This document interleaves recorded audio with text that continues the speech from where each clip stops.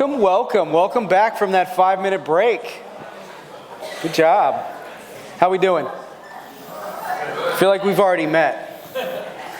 At any rate, I want to welcome you to week 7 of our series through the book of Ephesians, titled, you guessed it, Brand New. All right, we're going to be taking a look at a text today in the book of Ephesians, inspired by God, written by Paul, delivered to us, that it really represents kind of a transition in this book as a whole. If you recall any of the content in this series thus far, what we've heard Paul repetitively tell us is he's been telling us time and time again about God's finished work through Jesus to make all things new, to make people new, to build his church. So we've been really focusing on the what has God and the what has God done end of the content of this book. And last week, Pastor Ryan walked us through the tail end of chapter 3, verses 14 through 21. And there we hear Paul praying for his people, praying for his church. And the intent of his prayer was that not to change their circumstances or that their lives would get better from like a materialistic perspective. But Paul was praying for the church at Ephesus, and his intent, the thrust behind that prayer, was that the church at Ephesus would know God on a deeper, more meaningful, more intimate level. Paul is convinced that knowing God in a deep, intimate way is the only thing that can transform us from the inside out. And so that's what he's praying for the church. And in so doing, he's preparing them in a sense for everything that he's going to lay out in chapters 4 through 6, which happen to be our response, in a sense. It's our response to what Jesus has done to rescue us and restore us. So again, the first 3 chapters, Paul has repetitively reminded us of what God has done to adopt us, to redeem us, to give us a new identity, to give us a new purpose, to welcome us home, to give us a new status. We learned that through Jesus, we've been raised from death to life. And Paul is reminding us again and again that Jesus' perfect work is why we have a righteous standing before God, that Jesus' righteousness is indeed our righteousness, that the gospel is the singular hope for a broken humanity. And in laying all that out, what Paul ultimately is saying is we need to know God better. We don't realize how much we need him. We don't realize how much he loves us. And we don't fully realize what he's capable of. And now Paul's shifting gears a little bit, and he's going to show us what it means to be a follower of Jesus. So we'll be working in chapter 4 from verse 1 through verse 16. And essentially, there's a transition from doctrine to duty, from exposition, where Paul's explaining what God's done, to exhortation, where Paul's explaining what we're supposed to do as a result of that. And there's a little detail I just want to share with you about Paul's context, his circumstances. The guy is writing from prison. And I think there's something to be said for that. And the fact that he's writing from prison indicates that following Jesus has some pretty dangerous implications. And so Paul, the Bible really doesn't really offer us these nice, clean-cut, middle-class solutions to life's problems. The Bible offers us something radically different. And if you remember how Jesus described the Christian life in Luke's gospel, you can find it in chapter 1, verses 12 through 13. Here's what Jesus said about following him, and in terms of just outlining the implications there. Now, before I read this text, just know that long term, there's no danger in following Jesus. We all make it, we all win in the end. But short term, there's struggle, there's conflict, there's challenge. And here's what Jesus says: that they will lay hands on you and will persecute you, delivering you to the synagogues and prisons, bringing you before kings and governors for my name's sake. It will lead to an opportunity for your testimony. So at every bend, through every circumstance, good, bad, or ugly, know this, that God always has our best, what is best for us at heart. He always has our best intentions and his best intentions for our well-being in mind. And God is only doing things that ultimately are for our good and his purpose. So Paul, he's there, he's writing from prison. There's something to be said for the fact that he's in prison, that his life hangs in the balance, and that he decides that this is the message that the church needs to hear then. And we believe here at Severn that it's a message that the church needs to hear now. And he's going to begin by urging us to live lives worthy of the calling of which we have been called. And here's what he says. I'm in chapter 4, beginning with verse 1. Therefore, I, the prisoner for the Lord, urge you to walk worthy of the calling you have received, with all humility and gentleness, with patience, accepting one another in love, diligently keeping the unity of the Spirit with the peace that binds us. There is one body and one Spirit, just as you were called to one hope at your calling. One Lord, one faith, one baptism, one God and Father of all, who is above all and through all and in all. Now grace was given to each one of us according to the measure of the Messiah's gift. For it says, when he ascended on high, he took prisoners into captivity. He gave gifts to people. But what does he ascended mean except that he descended to the lower parts of the earth? The one who descended is also the one who ascended far above all the heavens, that he might fill all things. And he personally gave some to be apostles, some prophets, some evangelists, some pastors and teachers for the training of the saints in the work of ministry, to build up the body of Christ until we all reach unity in the faith and in the knowledge of God's Son, growing into a mature man with a stature measured by Christ's fullness. Then we will no longer be little children, tossed by the waves and blown around by every wind of teaching, by human cunning with cleverness and the techniques of deceit, but speaking the truth in love, let us grow in every way into him who is the head, Christ. From him the whole body, fitted and knit together by every supporting ligament, promotes the growth of the body for building up itself in love by the proper working of each individual part. So Paul, like I mentioned before, he wants us to know what it means to actively follow Jesus, to live lives that are worth living. And he begins by launching into this discourse about Christian unity. That's ultimately what he's talking about here. And so it begs some questions, such as, what does that mean? What does unity mean in general? What does Christian unity mean more specifically? It also begs the question as far as, what are the characteristics of that? What is it going to look like? What's it going to be like to experience Christian unity? And then, in addition to that, what's the whole purpose behind it? Why? Why is God creating unity? Why is Paul even talking about unity? What's the big idea there? And so in a broad sense, here's what I believe Paul envisions about Christian unity or Christian community. You could think of it as that as well. Paul sees Christian community as a unified people. These are people who stand for each other, not against each other. These are people who pick each other up. They don't throw each other down. These are people who gather together despite the fact that they hail from diverse cultural, socioeconomic, linguistic, ethnic backgrounds. This is a diverse array of people that are coming together as a direct result of what Jesus has done in their lives. It's a place where pretending can be put to an end and we can actually be the people that we are. We can show people who we really are. We can be vulnerable. We can be honest.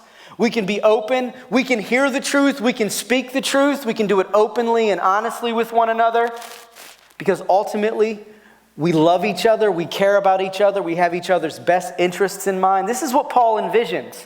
And ultimately what he's saying is the church, when unified, it's a people who are coming together in absolute and utter weakness to celebrate God's strength, to celebrate what God has done that none of us were capable of doing. It's a group of people that are coming together to say, we need God more today than we needed God yesterday.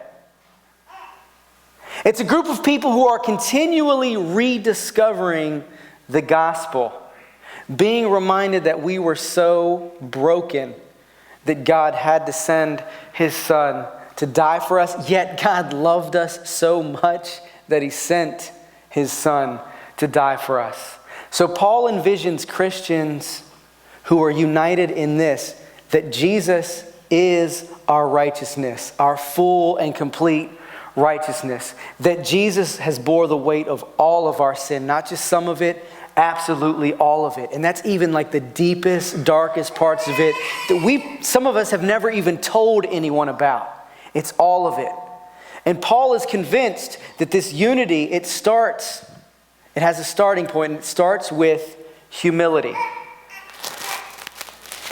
And so the first point that I want to just present you with, the first big idea that I want to present to you this morning is that unity begins with humility. So listen to what Paul says in verse 1. He says, "Therefore I, the prisoner for the Lord, urge you to walk worthy of the calling you have received, with all humility and gentleness, with patience, accepting one another in love, diligently keeping the unity of the Spirit with the peace that binds us." So Paul's taught these people, he's prayed for them, and now he's urging them to do something. And the thing that he's urging them to do, the thing that he's urging us to do, is to be unified. And I don't know about you guys or where you live, but where I live, there's a ton of disunity going on, a ton of discord. And we could talk about that in the church, people that don't get along. We could talk about that in the context of our family constellations. You know, the struggle is real in the context of any family if we're honest with ourselves. There's an ebb and flow between days where you feel like, hey, we're unified, and days where you feel like you're not. And I'll just give you a working example of that. So I'm a father, meaning that I have small kids that are not always on board with the unity that we're trying to create. You tracking with me, parents? All right, so what this means is that at any given moment of the day or night, because granted, you are on the clock 24/7, it never lets up, any given moment of the day or night with little people that are dependent on you for absolutely everything, you might feel like you've been held hostage. Or like you've been taken as a prisoner, and they're shoving toothpicks in your eyes to make you stay up late. And then they're waking you up early in the morning telling you to make them breakfast. And granted, I love my kids to death, but it's in those moments where you're like, okay, we got to retreat.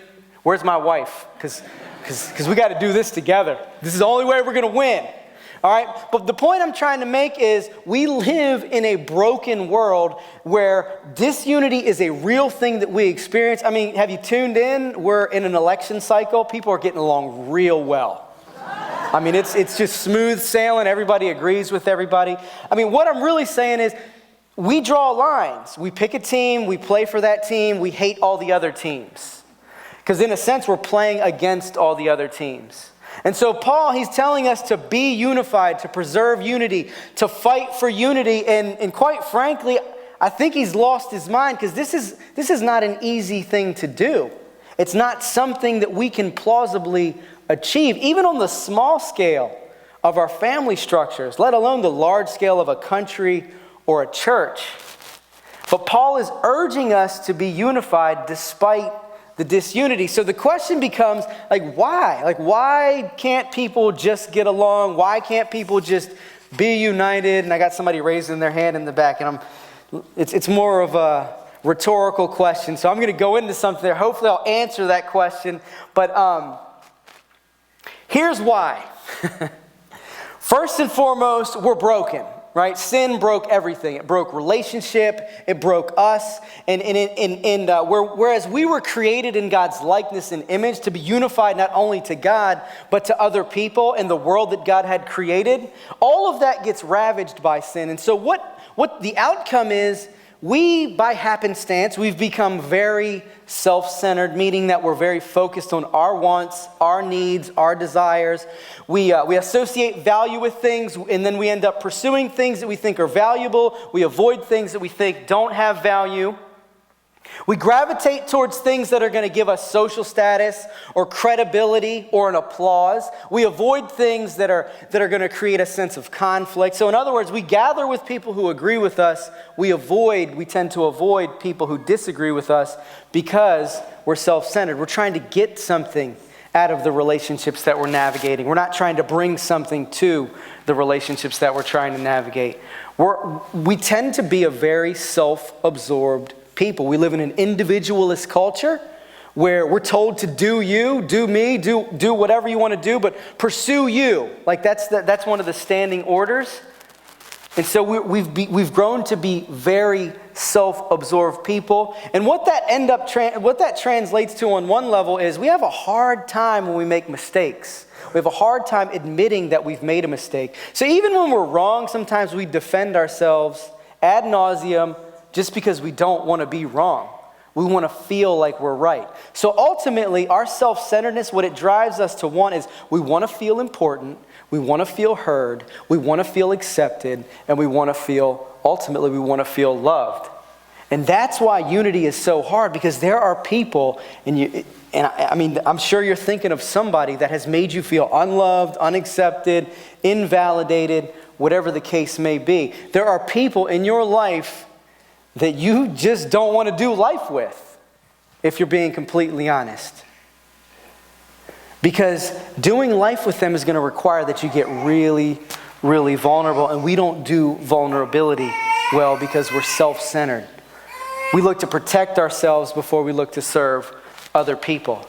And this is one of the reasons why Paul is telling us to accept people with humility and love, with patience, in the unity of the Spirit that binds us.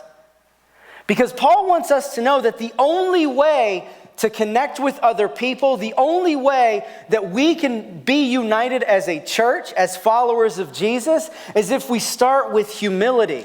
And humility, what it really is I am putting the interests and the needs of others before my own interests and needs, even when I'm operating at a disadvantage. So it's me being willing to be disadvantaged to advantage other people. This is what Paul is talking about when he's saying humility.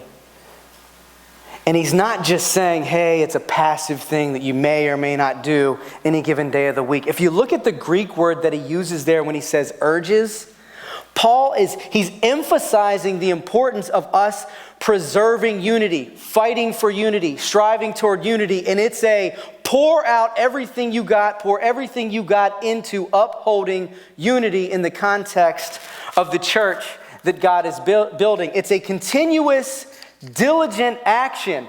It's all your might, all your sentiment, all your attitude poured into preserving unity amongst God's people. It's with humility driving you at all costs, upholding humility. And here's why I believe Paul is saying this.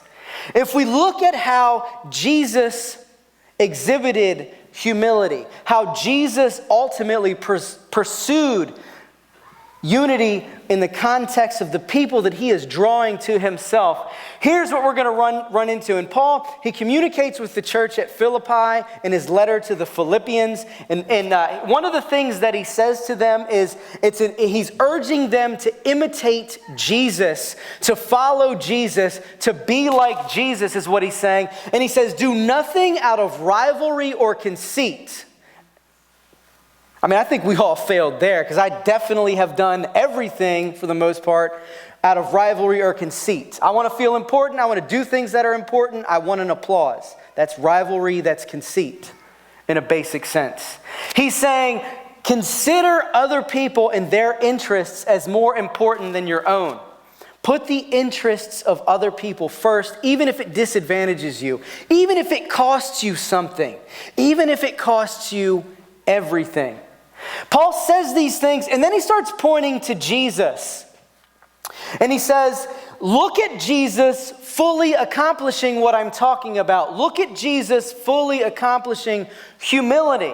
And here's what he says about Jesus, that Jesus had equal status with God. Jesus is God. Jesus is absolutely God. He's fully God who became fully man. And here's what Jesus did. He abandoned the place where he lived. That's heaven. That's like the best case scenario. That's better than the best day you've ever had. That's better than the best life you've ever imagined. Jesus abandons that. He's not clinging to his identity as being fully God. He becomes a man. And he enters a world that's absolutely and utterly broken. That's humiliating at that point in time. You even look at Jesus' birth story. There's really nothing beautiful about it. He's born in a barn where animals are using the bathroom. He's laid in a little manger that has hay in it, and we have like these quaint renderings of what that might look like. But there's nothing happy about that. I'm sorry if like I can't even imagine one of my kids being born and then be like, "Yeah, we're gonna take him to the barn," or "Hey, honey, we're going to the barn. Pregnancy number 5, got to go back to the barn."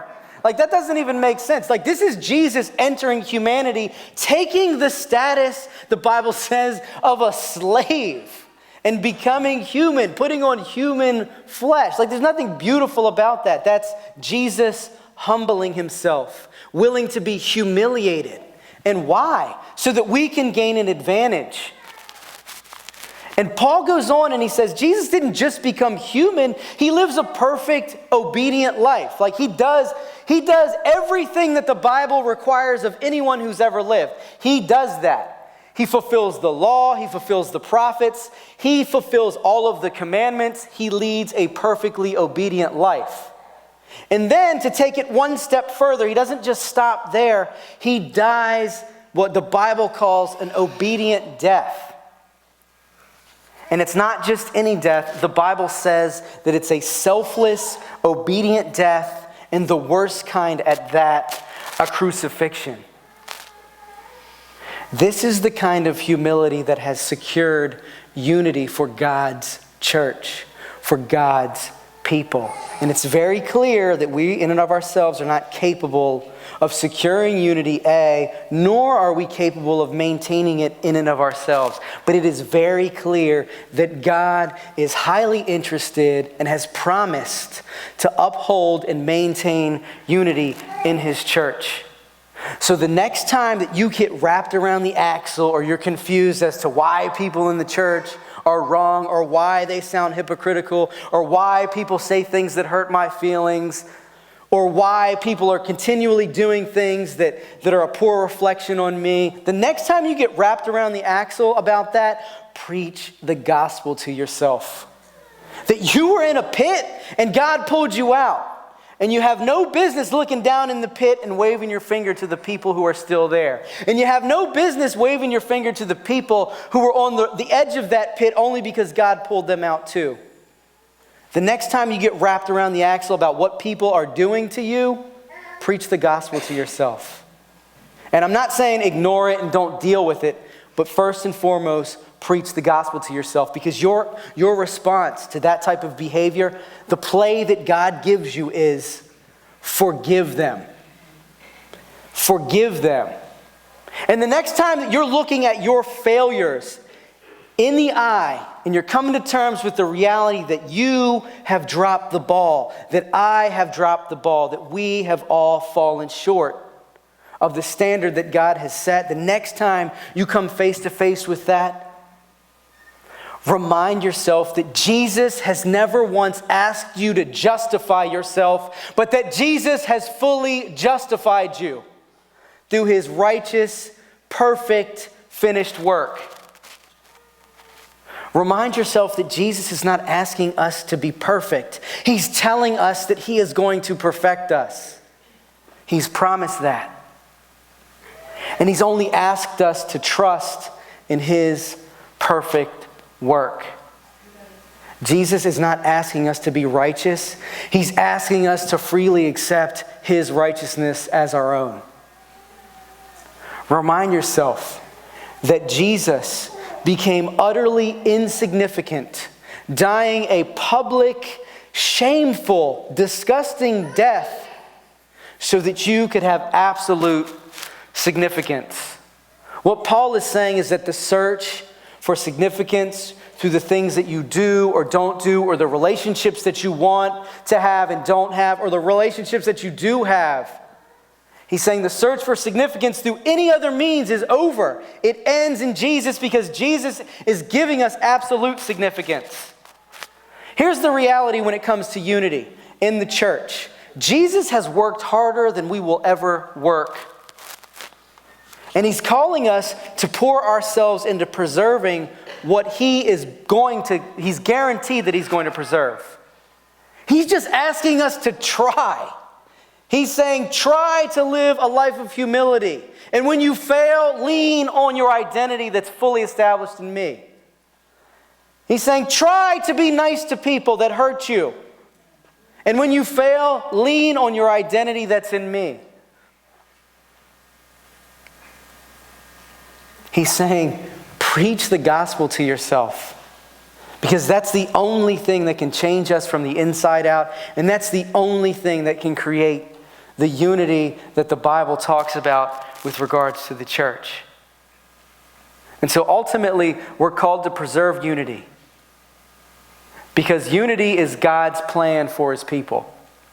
So listen to what Paul says, and we'll pick up in verse 4. He says, there is one body and one spirit, just as you were called to one hope at your calling. One Lord, one faith, one baptism, one God, and the Father of all, who is above all, and through all, and in all. And so Paul wants us to know well and to know clearly that unity is God's plan for his people.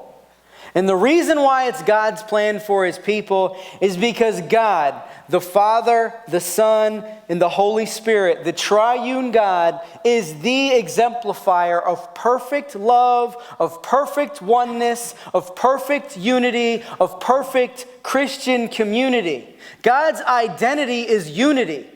God, as the triune God, his identity is unity. He's made us in his likeness and image. We're broken. He's remaking everything so that it's new and reoriented to himself. So what God is doing is he is uniting us as believers the same way that he is united as a triune God, as one God.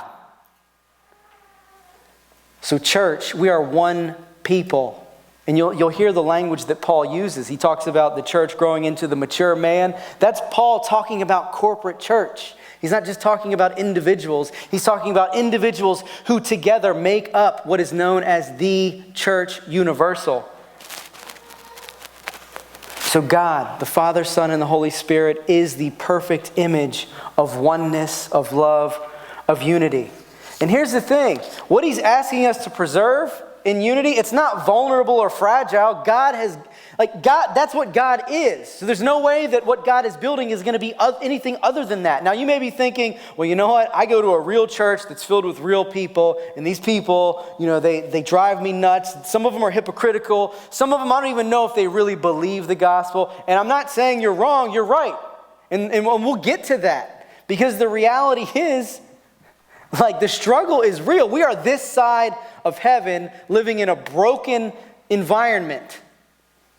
All the while God is working through that to make us into who we should be.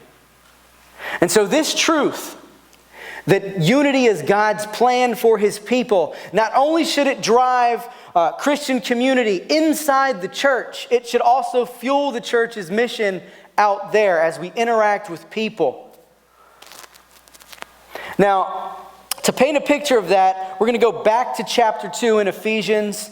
And basically what you have there is this dilemma that's created by race. And the church at Ephesus has asked a question, and the question hinges on race relations. And what they're saying is it possible, can it be that people of other races outside of the Jewish race can be a part of the church that Jesus is building? And the answer is a resounding yes. Because what God is doing is he is granting all people who the Bible describes as having been far off. That might be socially, that might be culturally, that might be economically, that might be racially. Whatever that far off barrier might be, through Jesus, God is welcoming people to have access to himself. And he's making diverse peoples converge to create one new man, the church. So in other words, the uniqueness of Jesus, the fact that there's one God, one Spirit, one faith, not only is it the foundation of unity inside the church, but it should fuel the mission of the church. To proclaim that Jesus is still rescuing sinners. He's still transforming lives. He's still making people new, regardless of their background, regardless of how broken they may be, regardless of how long they may have been addicted to drugs or sold out on the fact that there's something they have to pursue to preserve their own identity or create a way for themselves. Regardless of all of that, regardless of the ways in which we've tried to create our own identity and security, what God is doing is He is uniting people to Himself. One people from all over the place, all backgrounds, all races, all linguistic groups, and He's forming one cohesive people group through His finished work. And so, based on what Jesus is doing, we should be propelled into action. And the reason is, we know that people, generally speaking, they seek to be loved and to be accepted. And so as they bear witness of the way that people in the church, followers of Jesus, love and have accepted each other, they bear witness of a God who absolutely is head over heels in love with people and willing to do whatever it takes to rescue them. Paul articulates this for us, this what God is doing through the church. If you look at Romans chapter 10, verses 12 through 15, and here's what he says. He says, "For there is no distinction between Jew and Greek, for the same Lord is Lord of all, abounding in riches for all who call upon Him. For whoever will call upon the name of the Lord will be saved. But how are men to call upon Him in whom they have not believed? And how are they to believe in Him of whom they have never heard? And how are they to hear without a preacher? And how can men preach unless they are sent? As it is written, how beautiful are the feet of those who preach good news." So the truth that there is one God, one faith, one baptism is a truth for us inside the church that should fuel our mission outside the church. It's the foundation for unity here and the foundation for our work out there. Because since there is one God, there's one God, we should be diligent in proclaiming to the masses that God loves them so much that He came for them, to rescue them, to make them new, to make them into the people that they've always desired to be. So ultimately, we can maintain unity inside the church that propels the mission of the church. And the reason for this is because unity is empowered by God's gifts. We're going to pick up in verse 7, and there we read, "Now grace was given to each one of us according to the measure of the Messiah's gift. For it says, when He ascended on high, He took prisoners into captivity. He gave gifts to people. But what does He ascended mean except that He descended to the lower parts of the earth? The one who descended is also the one who ascended far above all the heavens, that He might fill all things. And He personally gave some to be apostles, some prophets, some evangelists, some pastors and teachers for the training of the saints and the work of the ministry to build up the body of Christ." So Paul is clearly saying that Jesus gives us gifts, but he's also told us that ultimately Jesus is the gift. He is the ultimate gift that we have ever received. And so this side of heaven, God may not give you the health that you want. He may not answer that long list of prayer requests. He may not give you the wealth that you desire, or the social status that you desire, or the job that you desire, or the calling that you desire. But you can be guaranteed of this, that God in Jesus has given you Himself. And I'm sorry to say, or break the bubble, my friends, but there is nothing that surpasses that. There is nothing better than God giving you Himself. You on your best day is not better than God giving Himself to you. Your best case scenario pales in comparison to God giving Himself to you in Jesus. This is like the most amazing truth that exists. And it's our job as Christians to just wrap your mind around that every day until you die. Because you're never going to fully understand how amazing this is.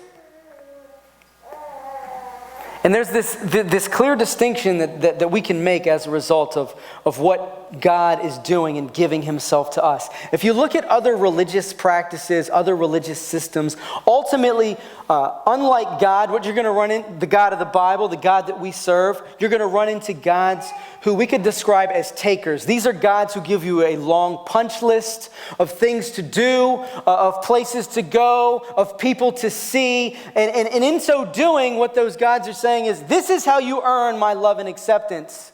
But Jesus freely comes and he gives himself to us. Jesus is not taking anything from us other than our sin. And he's freely giving himself to us because our God is a God who gives. And he doesn't just give, he gives all of himself to us. So in verse 7, when Paul is talking about Jesus' gift, know that Jesus is the ultimate gift. That Jesus' righteousness is our righteousness. And so we don't have to exhaust ourselves trying to earn our keep with God or trying to gain God's love and acceptance. Instead, we can be poured out because we already have God's love and God's acceptance. We are already fully loved and fully accepted by the God of the universe. There is nothing that trumps that. There's nothing that's better than that. But as Jesus continues his work to build the church, he's uniting people from diverse cultures, temperaments, personalities, ethnicities, linguistic backgrounds, social backgrounds, economic backgrounds, educational backgrounds. And he's welcoming people into the context of the church. And he's equipping us, each one of us, with gifts. This is an all hands on deck thing when you're thinking of the church. And the reason why he's giving gifts is because Jesus is trying to make us more like himself. And we are guaranteed that ultimately we will be like Jesus because Jesus is the author and the perfecter of our faith. It's a guarantee. Nothing can stop it. Jesus is going to make us into the people that we should be, and he happens to be using gifts. So he is empowering unity in the church through the giving of gifts to people like you, to people like me. And if we zoom in on what the word equip there means, or the word training that is in some translations, what that word implies that there is something broken that needs to be fixed. Which personally I think is kind of weird because Paul's been telling us all along, you've been made new, you have a new identity, you have a new status. And here he's implying that the church is broken. He's implying that although you have a new identity and although you have a new status, there's still something to be had. There's still some headway to be made. There's still some change to be experienced in our personal lives and in our lives together as followers of Jesus. That word equip implies that something is lacking, that something is broken. And the fact that the response to the something is broken or something is lacking is God giving gifts is the fact that God is using gifts. He's using the gifts of people like you and like me to make us into the church, into the people group that we're supposed to be. So Jesus is using us. He's using the people in this sphere of influence to make us more like him so that we can be the church that he's called us to be. And if you look at verses 11 and 12, Paul gives us a list of gifts, and generally speaking, all of those gifts, or each of those gifts that he lists, would fit into the category of teaching gifts. He says things like apostle. Paul's an apostle. He writes this letter. He's using this letter as a teaching mechanism. He lists pastors and teachers. He lists prophets and evangelists. All of those roles are teaching-oriented roles. And so God uses teaching-oriented roles to equip the church, to prepare the church to be what it's supposed to be and to do what it's supposed to do. But you might be sitting in your chair thinking, well, I am never going to strap a microphone to my face and stand on a stage and tell people what the Bible says. You might be thinking, I'm not a teacher. I'm not a pastor. I'm not an evangelist. I'm not any of those teaching-oriented gifts. And the good thing there is, if you do some reading, Paul By way of his other writings, he outlines a more comprehensive list, and he lists things such as the gift of mercy, the gift of discernment, the gift of knowledge. And then he goes and he says the gift of hospitality. And he talks about the gift of just doing good things, being nice to people. And so there's this broad spectrum of labels that Paul applies to these gifts. And the intent is never for us to read a list like this and be like, those are the only options. I don't meet any of those criteria. I guess I'm just going to be a consumer Christian. Like, that's not the intent there. The intent there is Paul is not blowing out an exhaustive list of things to do inside the church. He's giving us some generic rails so that we understand that God is doing something huge in the church, and he's doing it by way of the gifts that he gives to people. Now, if we zoom out and we look at all of these gifts collectively, the one objective conclusion that we can make about gifts that God gives is that they are always for the service of other people. They are always to be other-focused. They are always given so that you can give them out. God is equipping people with gifts so that those people can have a role to play in the lives of other Christians, other followers of Jesus, so that we can become the people that God has called us to be. And we know that in this text, Paul is clearly talking about people who have gifts. That's what he's highlighting. But as a side note, I'd like to just argue that it's dangerous if we leave it there. It's dangerous if we look at people as people who have something. Because when we find out that people have something is the moment we start networking those people. We're good networkers. We're self-centered. And so we gravitate towards people that afford us social status, or maybe they afford us a better reputation, or maybe we just feel morally better when we're around those people. Those are people that maybe we think they hold us to a higher standard. So I'm a better person when I'm around so-and-so because they actually believe the Bible and I really don't. We gravitate towards those people. Now the challenge is there's no real relationship there. That's called networking. That's self-centered. And it's not an exhibition of humility. And that's what Paul blew out the water at the beginning of this text, as he said, with all humility. So the punchline here is God gives gifts to people like you and me, but we are never to value those gifts more than we value the God who gave them, is the first layer of that. And the second layer of that is, nor are we to value them more than the people who have them. Because when we begin valuing the gifts more than we value God and more than we value the people, all we're doing is self-serving. We're trying to get another something. But on the contrary, if we begin valuing people aside from their gifts, aside from their activities, aside from their capacity to do things, we can begin loving and appreciating people for who they are, not what we get from them. And this is important, and here's why it's important. If you didn't believe me. All right, I'm 35 years old, okay? Some of you are older than me. Way older than me. All right? Where I'm going with this is, we all experience this thing that we like to call our prime, and we hate leaving it. All right, some of us are still in our prime, potentially, and maybe that's physically or spiritually or whatever. I'm not going to add any other labels there. But some of us feel like we're in our prime. Some of us feel like our heyday is over. And some of us are like, man, when am I ever going to have a prime? The reality is this: your prime is going to end. You're going to get to the mountaintop and you're going to peak, and then you're going to start coming down. And what's going to happen is you're going to start going through an identity crisis. And the reason we go through the identity crisis is because we like to think of ourselves based on what we do. Like that, we self-describe as, hey, I am such and such. And you can fill in the blank with any of the things that we do. Maybe you're in IT. Maybe you're the president of a company. Maybe you're a pastor of a church. Or maybe you're something that you believe has credibility. And so you introduce yourself as such. The reality is that window opens and it closes very quickly.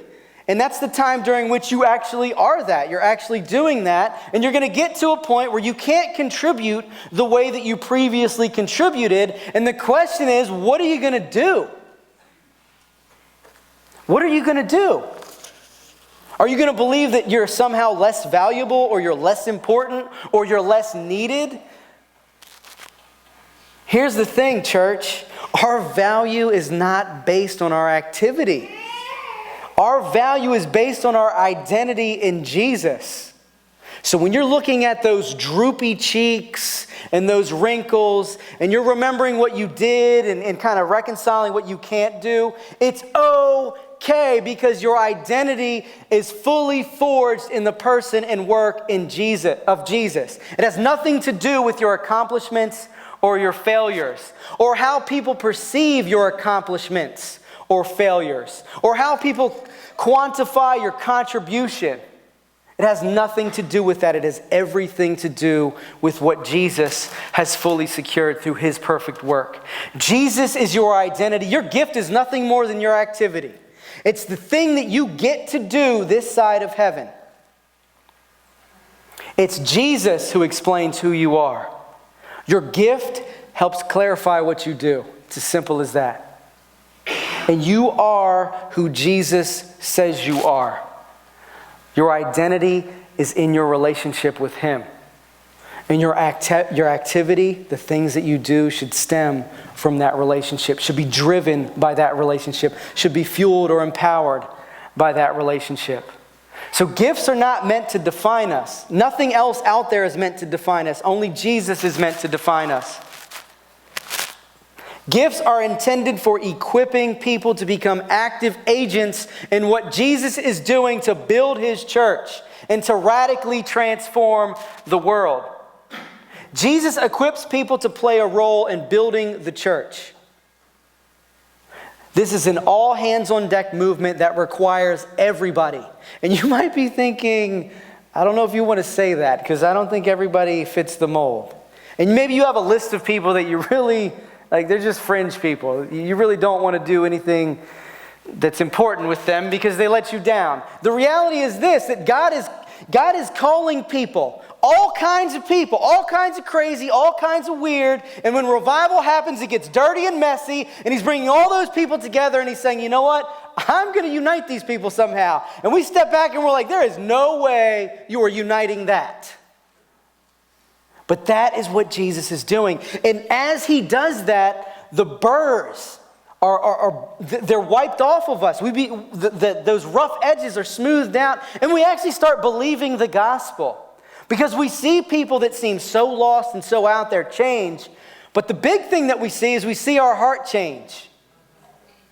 We see our focus change away from, well, if those people come to my house, it's going to be really awkward and weird and they're never going to leave. And I'm going to be forced to have conversations that I don't want to have. I mean, these are the things that go through my head. I don't know if you guys are anything like me, but that's kind of how I'm like, oh, well, I'll invite them. And because I don't want to be stuck. I don't want to be inconvenienced. I don't want to be vulnerable. And what I'm ultimately saying is I don't really want to contribute to what God is doing to unify the church. A bunch of weird people that somehow are being molded together, being brandished for the work of God in the world. So we've heard how unity begins with humility. It's God's plan for his people, and that unity ultimately is empowered by God's gifts. And the final idea I'd like to present to you is that unity is God's method of maturing his people. We're picking up in verse 13 where Paul says, until we all reach unity in the faith and in the knowledge of God's Son, growing into a mature man with the stature measured by Christ's fullness, then we will no longer be little children tossed by the waves and blown around by every wind of teaching, by human cunning, with cleverness in the techniques of deceit. But speaking the truth in love, let us grow in every way into him who is the head, Christ. From him, the whole body, fitted and knit together by every supporting ligament, promotes the growth of the body for building up itself in love by the proper working of each individual part. So Paul opened up chapter 4, urging us to strive for unity with all our might, because ultimately it is through unity that we become mature. That's what Paul's been driving at the whole time. It is through unity, through interacting with the people of God in a deep, meaningful way that we become the people that we are called to be, that we mature as followers of Jesus. And what Paul is really saying here by way of implication is, I believe this wholeheartedly, that you can be a follower of Jesus and live in isolation in a cave somewhere and never communicate or interact with other Christians or other followers of Jesus. You can have your nose in the Bible 24/7 and you can know all the right things to say. But Paul is saying, good luck maturing as a follower of Jesus outside the context of what Jesus is doing through the local church. He's saying you can be a believer in isolation, but you cannot mature in isolation because something happens when the people of God come together and believe God together. Something special happens. And maybe you're thinking, well, a lot of weird things happen too. And you're right, a lot of weird things happen. But God is doing something through the weird to make something awesome. So, our relationship with Jesus cannot mature in isolation. It cannot mature outside of the context of the church. And the other thing that Paul is implying here, he says, we will no longer be like little children. Like he's part of the we. What Paul is saying is that all Christians everywhere, regardless if you've been following Jesus for 10 years, for 20 years, for 100 years, or for 10 seconds. He's saying that all Christians everywhere struggle with a degree of immaturity when it comes to following Jesus. That no one has arrived. Paul never says, hey, look at me, I've arrived. But he always and consistently proclaims Christianity as a process. He says it's Christianity in a basic sense is us continuously becoming who we already are. We're already completely new in Jesus, but Jesus continues his work through us to make us into the people that we're supposed to be. Paul is saying that every follower of Jesus has a shade of immaturity to them. So, when you step foot in a church the next time, just want to encourage you a little bit, and you see someone who's acting immature, don't let your hair fall out or your face melt off. Don't act confused because you know now. Okay? We don't have to be confused about that and be like, oh, so and so and such and such. And like we can just stop because we know that all the while I'm pointing out immaturity there, I have immaturity in me. And so here's what this means. Don't be confused by someone else's immaturity and grab yours by the neck and slam it to the ground and deal with it. It's a green light to deal with your own immaturity, and it's a green light to help people work through theirs, not condemn them because of it. So listen to what Paul says in verse 14. Then we will no longer be little children, tossed by the waves and blown around by every wind of teaching, by human cunning with cleverness and the techniques of deceit. Paul is saying that when he rescues us and he fills us with his spirit, we're like little babies, we're like little kids. And this is funny to me because I have little babies and little kids. And the last thing I want is for them to stay a little baby and a little kid that is fully dependent on me and my wife. And there's two reasons for that. One of them is real practical. We are getting older. We're not going to be able to do what we can do today, tomorrow. Like these people got to grow up. The other one is, I think that my 12-month-old has something more to say than this, like, crazy pterodactyl scream that she makes. I think that she has other important things to say. So I'd like to see her mature. And like, I really just want to see, like my dream for my kids is to see them develop into the people that God has made them to be. And what that means is they actually have to grow up. And what this means for us is what Paul is saying is we actually have to grow up. We have to move from where we are to where we're supposed to be. And it's incremental, and it's day by day, it's moment by moment, but there should be forward progress. We call this sanctification. It's us becoming more like Jesus. And we're learning here that we only can do that in the context of the church through the gifts that God gives to the church. And as we mature, we become more discerning. We make better decisions, hopefully. And I'm not talking about getting older. I'm talking about maturing spiritually. So getting older doesn't necessarily make us more mature. It just makes us old, and we seem way more immature. People are a lot more judgmental with older people who make bad decisions, just saying.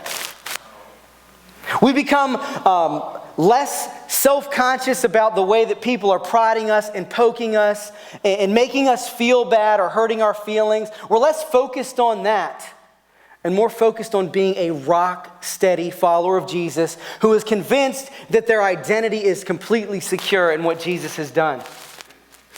We endure things. We become more consistent. We don't just attend a Sunday service and say, a good word. And then you're like, there's no application in your personal life. You're just like, that was a great sermon. Yeah, because that definitely was the application point. Good job. Like, the application is never a great sermon. The application is let God wreck you, because in Him wrecking you, He's building you up. God wants to change you from the inside out. We become less focused on our image and more focused on serving others, more willing to be vulnerable.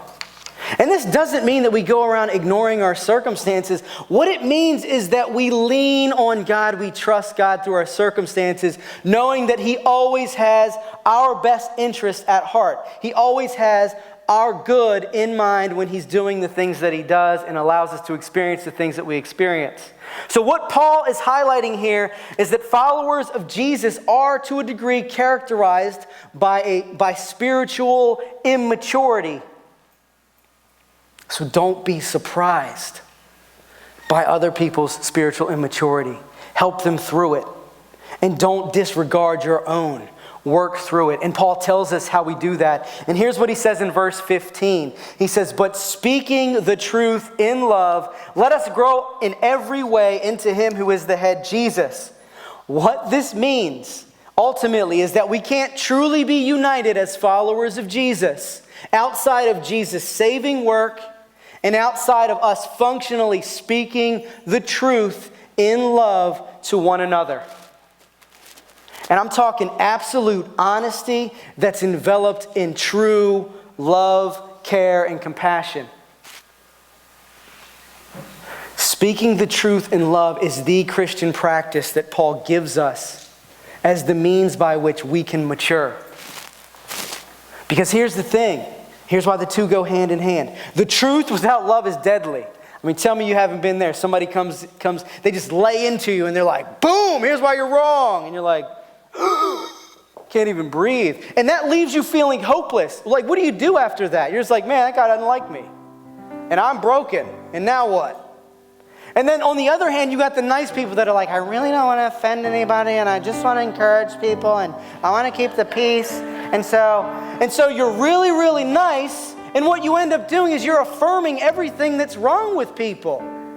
We don't need to be affirmed in our flaws. We need to be affirmed in the fact that God poured Himself out for us.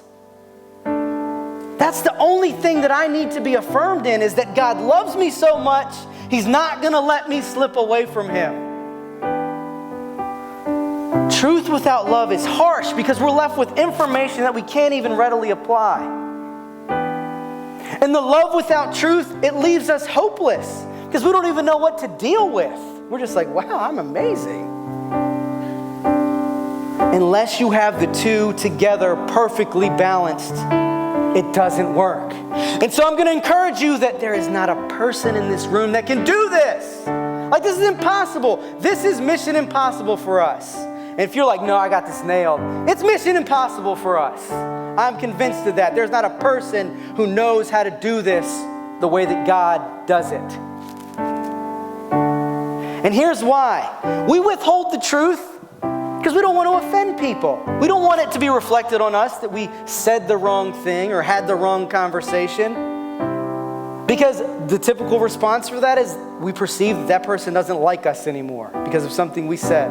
That's me focused, if that's how I'm navigating that. And if I'm speaking the truth pointedly, most of the time, it's because I want to feel right.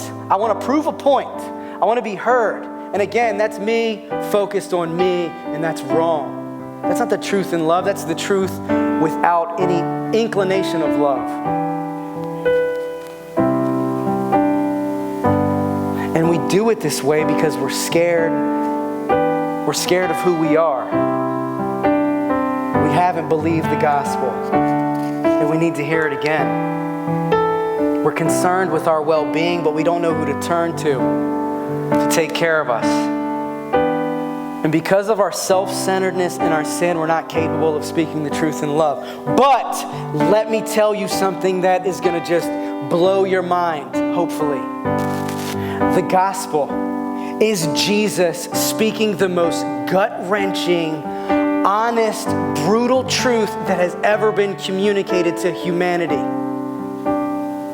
Christianity is the religion that tells people the truth about who they are. And what it says is that we are broken without hope inside of ourselves, that we are so broken and so flawed that God had to come and rescue us by sacrificing His only Son. Like, think about the implications there.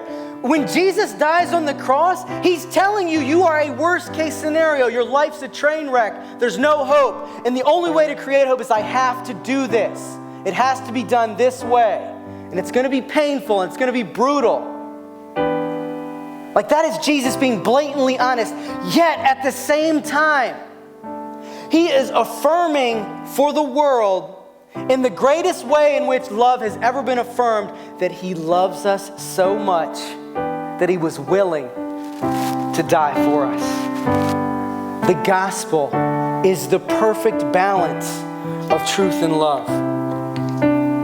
The gospel pointedly and openly addresses our flaws. It doesn't affirm our flaws, it addresses our flaws. It calls them out like they've never been called out before. But it affirms a love that's never been affirmed before. A love that can't go away, that never ends, that'll never be taken away from us. The gospel is Jesus telling us the truth and then being expelled so that we could be welcomed home. The gospel is Jesus telling us the truth and being rejected so that we could be accepted. The gospel is Jesus telling us the truth and then giving up, forfeiting the Father's love. He's crying out, my God, why have you forsaken me? He's giving up the Father's love so that we can have the Father's love. That's the gospel. That's truth and love. And we can't do that. So here, if the gospel has shaped you, if the gospel is shaping you and continues to shape you, know this, that its influence is more powerful than your family's influence, your country's influence, the influence of your colleagues, anything, any group that you've ever been a part of. Its influence is infinitely greater than that. And if the gospel is shaping us, we should be convinced that what God is doing is He's going to fit us together perfectly and uniquely so that we can be the people that we're called to be.